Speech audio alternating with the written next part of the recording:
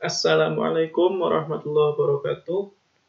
Oke, kita akan dalam kesempatan ini akan melanjutkan pembahasan yang minggu lalu kita sudah sampai pada pembahasan Universal Declaration of Human Rights.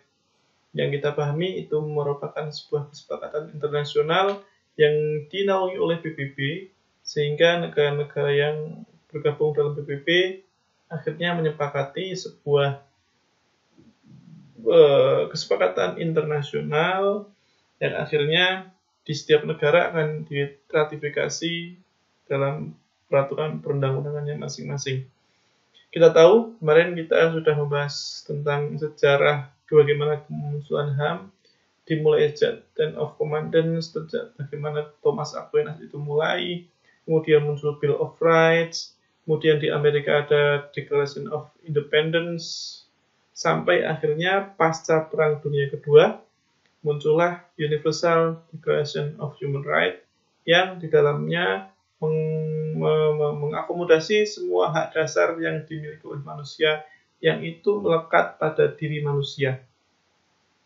Oke, dalam pengertian ini kemarin kita bahas di Universal Declaration of Human Rights itu adalah di dalamnya ada hak kebebasan, hak untuk hidup, juga termasuk hak-hak yang berkenaan dengan kewarganegaraan, dengan keagamaan, dengan pendidikan, dengan ekonomi, dan kebudayaan.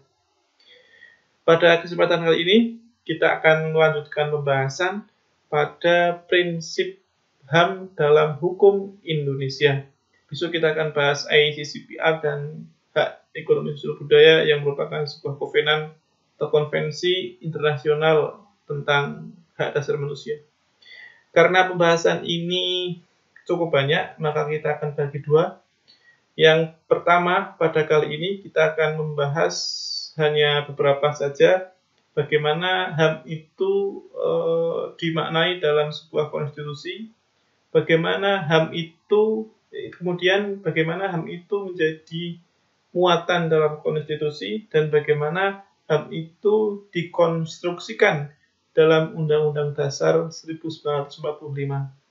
Itu yang hari ini nanti kita akan bahas. Kemudian di pertemuan selanjutnya kita akan membahas tentang peraturan perundang-undangan, bagaimana HAM itu masuk dalam peraturan perundang-undangan di Indonesia. Kemudian kita akan bahas undang-undang tentang HAM, Undang-Undang Nomor 39 Tahun 1999. Oke, kita akan memulainya dulu dari bahwa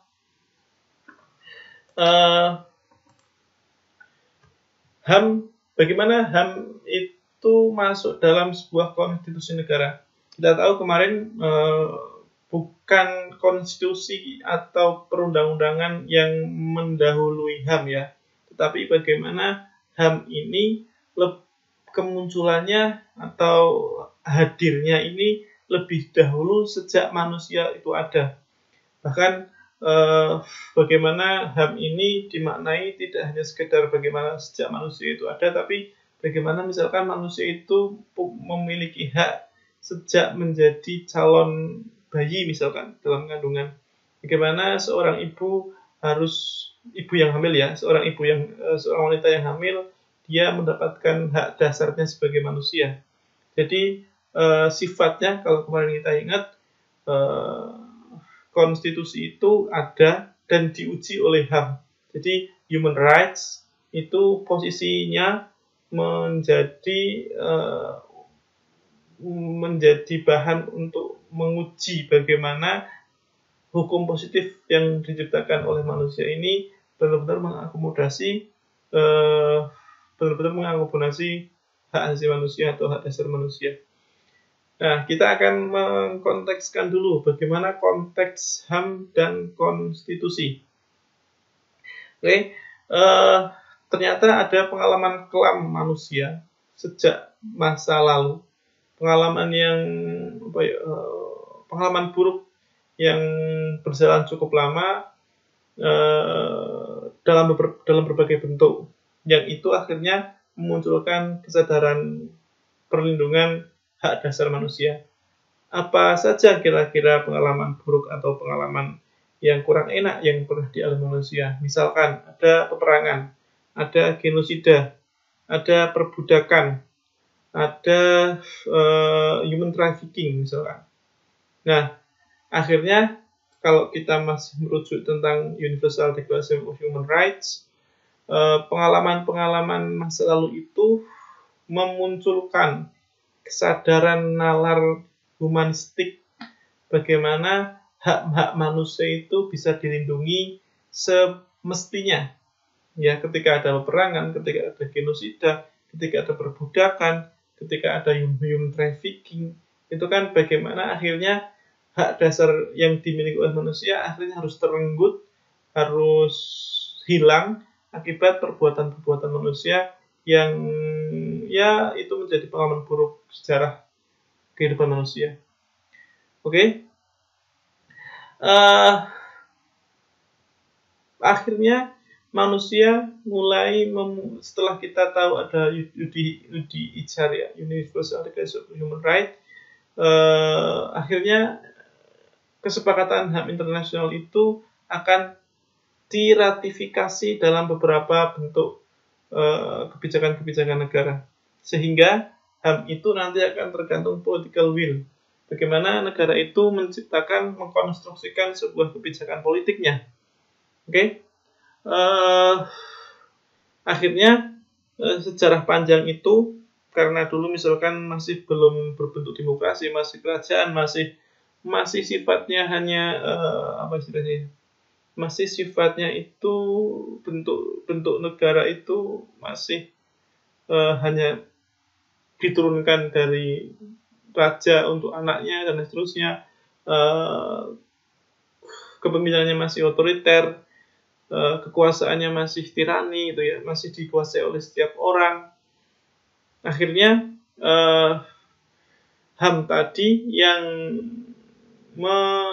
yang mendasarkan pada kebijakan politik kan akhirnya kan akhirnya setiap diri manusia yang hidup yang masa mati.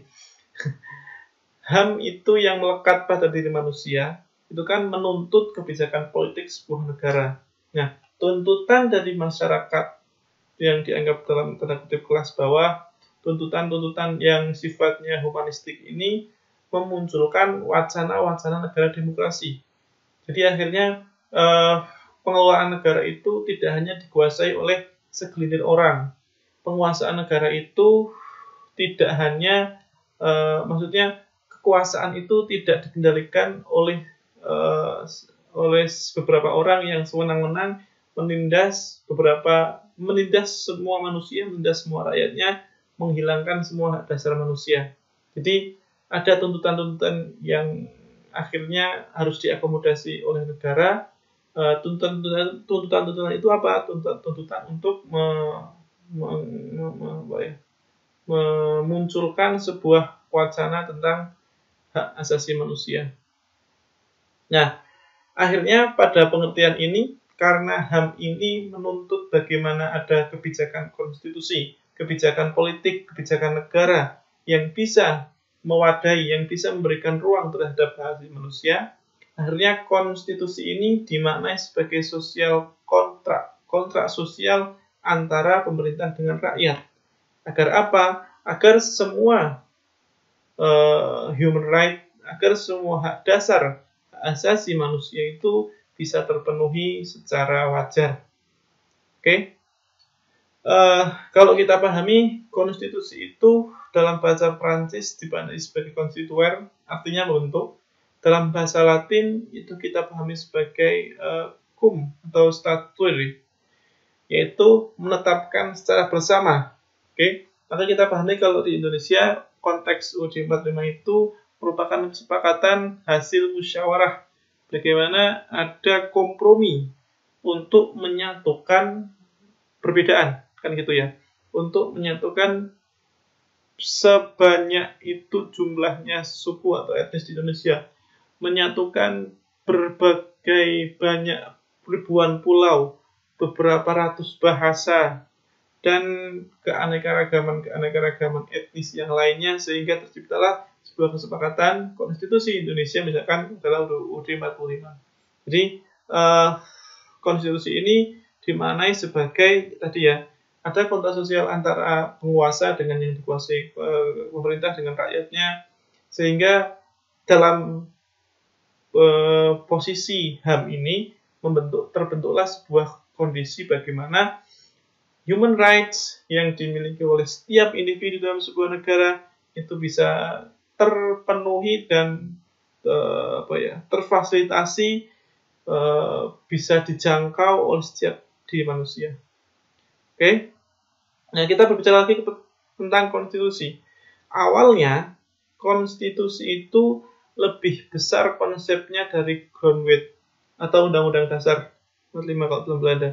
Namun di Indonesia namun di Belanda berubah bahwa konstitusi ini merupakan sesuatu hal yang setara dengan undang-undang dasar dari sebuah negara. Nah, dipahami juga konstitusi itu merupakan dokumen yang hanya membuat prinsip fundamental dan mendasar. Jadi konstitusi ini adalah kebijakan dasar dari sebuah negara yang itu nanti akan diturunkan ke dalam beberapa bentuk peraturan yang lainnya yang lebih rinci mengatur kehidupan, mengatur kebijakan yang lain. Jadi konstitusi ini hanya dimaknai sebagai dokumen yang hanya memuat prinsip-prinsip yang fundamental. Jadi misalkan setiap warga negara berhak untuk memeluk agamanya, misalkan gitu. Tanah, air dikuasai oleh negara dan harus menjamin semua warganya, misalkan gitu, misal ya. Jadi sifatnya hanya fundamental, sifatnya hanya mendasar. Misalkan kalau di undang-undang pembukaan itu, undang-undang dasar ya UUD 45, atas berkat rahmat Tuhan Yang Maha Esa dan dengan didorongkan oleh pilihan luhur supaya berkehidupan yang bebas, maka rakyat Indonesia dengan ini menyatakan kemerdekaannya, itu kan ya, dan seterusnya. Oke, jadi konstitusi ini dianggap sebagai sebuah prinsip yang fundamental dan yang mendasar. Kata Weir, jadi keseluruhan konstitusi ini diartikan sebagai keseluruhan sistem yang menyeluruh dari pemerintahan sebuah negara, bagian dari peraturan yang mengatur pemerintah bahkan. Jadi konstitusi ini tidak hanya mengatur rakyat dan masyarakat, tapi bagaimana konstitusi ini dikonstruksikan dalam rangka untuk juga mengatur pemerintahan. Begitu. Kemudian sejarah negara itu dulu lebih banyak menggunakan sistem negara yang monarki. Bagaimana kekuasaan negara diberikan kepada keturunan-keturunan raja, ya. Dan akhirnya bergeserlah kondisi negara itu menjadi negara-negara yang lebih demokratis atau negara-negara dalam bentuk demokrasi. Nah, semenjak peralihan dari negara yang berbentuk kerajaan atau monarki menjadi negara demokrasi, konstitusi itu bergeser. Jadi konstitusi yang isinya prinsip-prinsip fundamental bernegara itu bergeser dari sekedar menjaga keamanan menjadi alat untuk meruntuhkan kekuasaan yang absolut. Jadi karena dulu kan kekuasaan itu hanya bisa dimiliki oleh raja, oleh keluarganya, oleh keturunannya, oke? Sehingga konstitusi itu hanya mengamankan kekuasaan, hanya mengamankan apa yang dimiliki oleh kerajaan, misalkan gitu.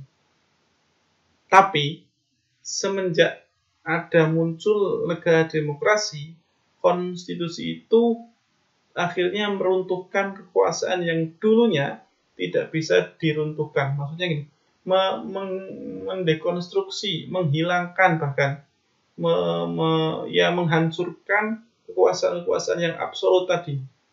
Sehingga konstitusi dalam negara demokrasi ini akan merekonstruksi bagaimana pola pikir bernegara, bahwa kalau demokrasi kan dikatakan dari rakyat, oleh rakyat, untuk rakyat, gitu kan ya. Jadi konstitusi ini akhirnya bisa memberikan akses terhadap semua orang untuk meraih kekuasaan, gitu ya. Jadi akhirnya kan ada pemilu, ada pilpres, ya. Ya, meskipun pada prakteknya kita tahu tidak semua orang juga, tapi itu kan faktanya. Kita kembali ke prinsipnya dalam negara demokrasi itu semua orang berhak untuk menjadi penguasa, misalkan gitu. Sehingga tadi runtuhnya monarki menjadi demokrasi juga berdampak pada konstitusi yang awalnya hanya menjaga keamanan kekuasaan, itu akhirnya berubah menjadi alat untuk meruntuhkan kekuasaan yang absolut yang dimiliki oleh sistem monarki tadi. Nah, konstitusi sehingga konstitusi itu dimaknai sebagai sebuah tools untuk menentukan batas wewenang penguasa, menjamin hak rakyat, dan mengatur pemerintah. Jadi penguasa atau kekuasaan atau pemerintah itu tidak serta-merta bisa masuk seluruh semua urusan masalah yang dihadapi oleh masyarakat. Misalkan pemerintah tidak bisa masuk dalam urusan privat, bagaimana seorang manusia itu meluk agamanya. Jadi tidak ada unsur paksaan bagaimana masyarakat atau rakyat itu untuk memeluk agamanya diarahkan oleh pemerintah, itu tidak bisa. Jadi ada batas kewenangan penguasa, ada batas kewenangan pemerintah yang itu tidak serta-merta bisa semuanya dijalankan dan dilaksanakan. Juga menjamin hak rakyat. Jadi rakyat masyarakat itu akan mendapatkan jaminan-jaminan sosial, misalkan jaminan kesehatan, jaminan-jaminan pendidikan. Itu juga kan berkaitan tentang human rights. Bagaimana ketika merakyat itu menjadi seorang warga negara di sebuah negara, maka negara itu wajib memberikan fasilitas-fasilitas untuk mengakomodasi, untuk mengimplementasikan, untuk melaksanakan hak-hak dasar yang dimiliki oleh seseorang. Misal pendidikan, akhirnya negara memberikan fasilitas sekolah, mulai sekolah dasar, sekolah menengah, sekolah tinggi, itu ya. Serta juga mengatur pemerintah. Jadi kalau kita tahu misalkan ada undang-undang MD3, ada undang-undang tentang KPK, misalkan ada undang-undang tentang pemerintahan yang eksekutif. Jadi dalam hal ini kita ulangi lagi, konstitusi juga akan mengatur pemerintahan, tidak hanya mengatur rakyat. Nah, negara yang demokrasi konstitusional ditandai dengan fungsi dari Undang-Undang Dasar yang fungsinya itu adalah membatasi kekuasaan pemerintah sehingga tidak bisa semena-mena. Maka ketika kita kontekskan di Indonesia, presiden tidak bisa seumur hidup, presiden ada masa waktunya. Jadi ada karakteristik yang bisa muncul dalam negara demokrasi itu adalah bagaimana UUD-nya, konstitusinya itu bisa mengatur dan membatasi kekuasaan pemerintah. Oke ya. Jadi sekali lagi tidak semuanya bisa diatur dan tidak semuanya bisa diatur dan tidak semuanya pemerintah bisa masuk ke dalamnya. Jadi dalam hal ini kita pahami bahwa ketika itu bisa dilaksanakan, kita bisa memaknainya bahwa itu adalah negara yang demokrasi konstitusional. Jadi negaranya itu sah secara konstitusional dalam melaksanakan human right atau hak asasi manusia. Caranya gimana? Caranya selain bisa membatasi kekuasaan dengan periode, misalkan membagi kekuasaannya tidak hanya tersentral di pemerintahan pusat, tapi itu akan terbagi ke daerah-daerah dengan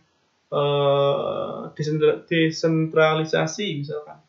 Bahkan sampai hari ini misalkan akhirnya pemerintah desa pun memiliki kekuasaan, memiliki kewenangan untuk membangun desanya dengan dana desa misalkan gitu. Oke. Sekarang kita masuk ke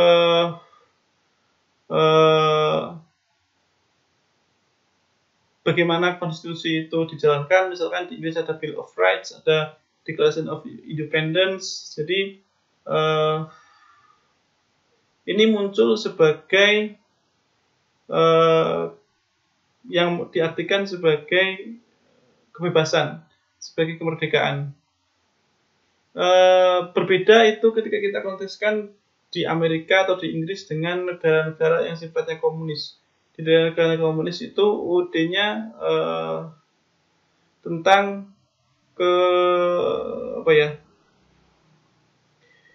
kemenangan kelas pencatatan formal dari kemajuan yang dicapai. Jadi karena komunis itu kan menginginkan adanya kesejahteraan yang setara. Tidak ada kelas yang lebih tinggi dan tidak ada kelas yang lebih rendah. Sehingga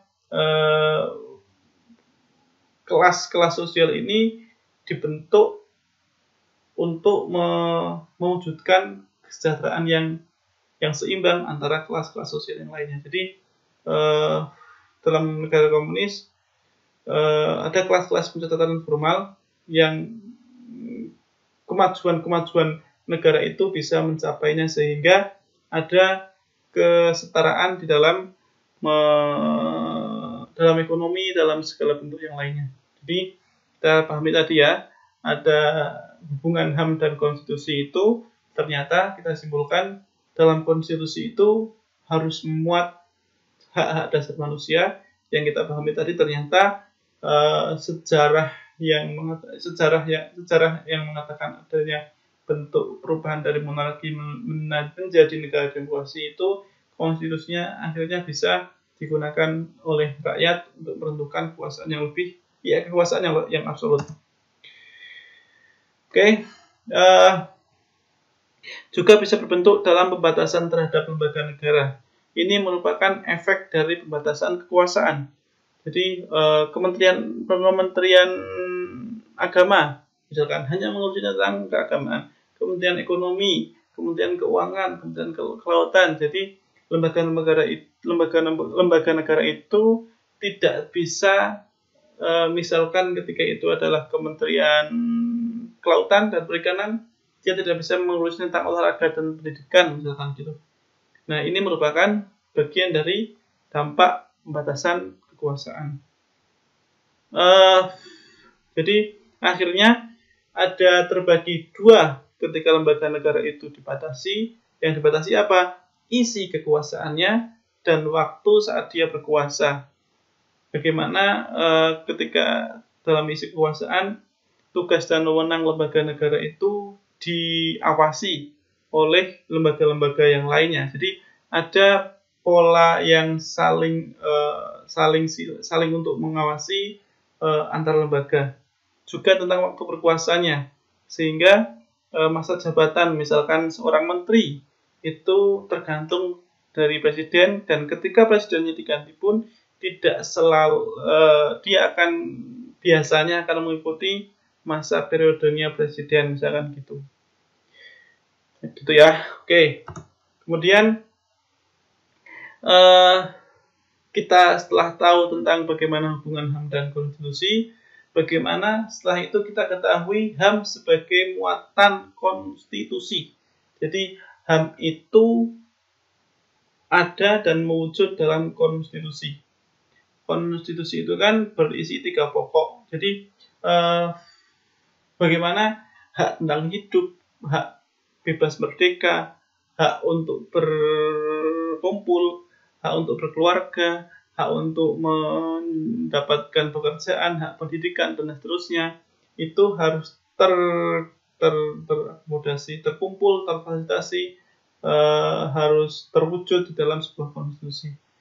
Nah, isi pokok konstitusi itu ada 3.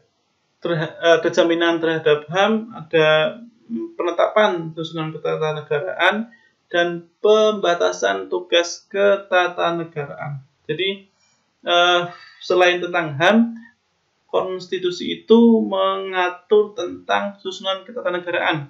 Misal kalau di Indonesia ada lembaga eksekutif, ada lembaga legislatif, ada lembaga yudikatif. Ketiga-tiganya saling berhubungan untuk menyelenggarakan pemerintahan. Oke? Sehingga dalam konstitusi juga diatur bagaimana batas-batas tugas ketatanegaraan itu. Eksekutif itu melaksanakan peraturan, legislatif itu membuat peraturan, yudikatif itu mengawasi kebijakan misalkan gitu. Nah, kata salah satu ahli hukum, Shirley Lubis, mengatakan bahwa bagaimana negara itu bisa dikatakan negara hukum, yaitu negara itu harus punya syarat adanya jaminan HAM yang terbaca dari konstitusi. Nanti di bawah akan kita lihat apakah undang-undang dasar kita itu sudah memenuhi sebagai konstitusi yang memuat tentang HAM. Jadi negara hukum, kan kita tahu ya, kalau kita berbicara, kita banyak mendengar di televisi itu bagaimana negara kita kan negara hukum gitu ya. Nah, ada syaratnya yaitu ketika di dalam konstitusinya, dalam undang-undang dasarnya, itu memuat tentang jaminan HAM terhadap rakyat dan masyarakatnya. Nah, pengaturan mengenai batas peran negara. Jadi,